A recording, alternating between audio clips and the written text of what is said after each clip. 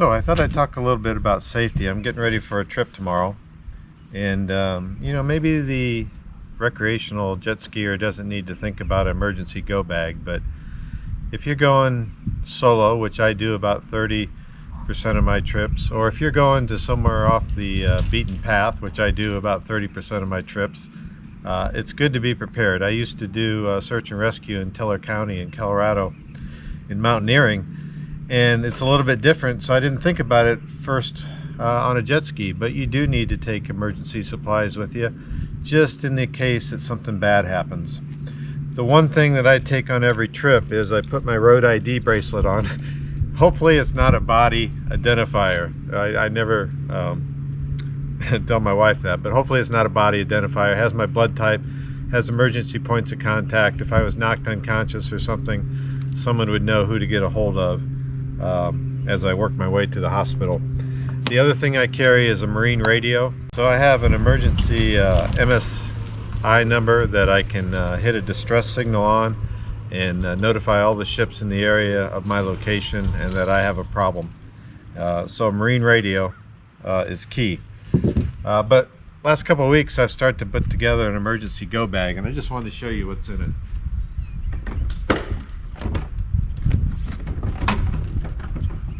I keep it up front. It's in a watertight bag, and if I ever have to ditch the ski, I can just reach in the front, throw this over my head, throw it over my shoulder, and take it with me if I'm floating in the water. And everybody's going to have different stuff in their kit, and mine's just starting out. I'm just getting everything how I want it. A lot of it's signaling devices, and some of it's first aid, and we'll walk through it. So first of all, I have an air horn, compressed air horn.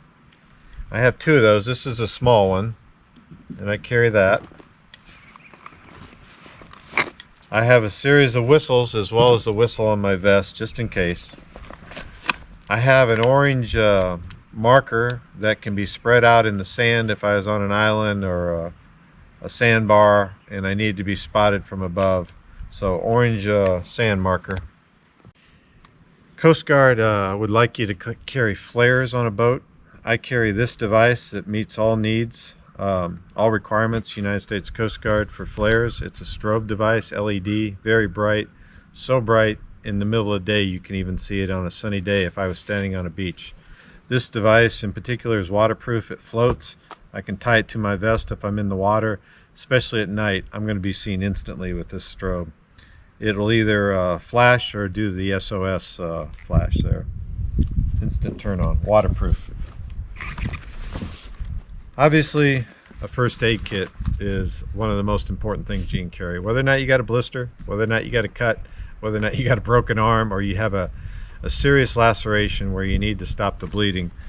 This is primarily a small trauma kit focused on issues with bleeding and stuff, but if I needed to, I have a splint that I could splint a broken leg or broken arm, but it's got all the stuff that you need in here.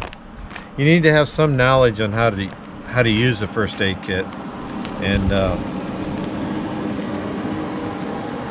then you can do a lot of good, both for yourself or someone else who's injured. So first aid kit.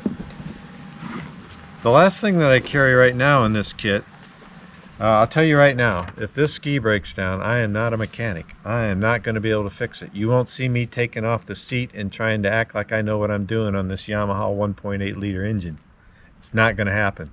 But if I'm at an island all day with some friends or by myself, and I go to start the ski up and the battery is dead for whatever reason, I brought this along.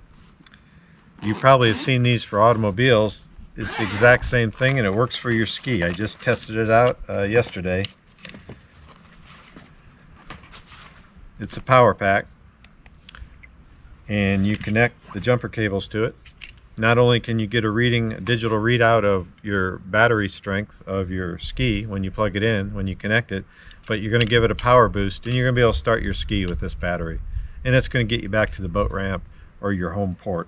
My son just used one of these to start 3 cars in Washington, D.C. in the snowy, cold weather, and it worked like a charm.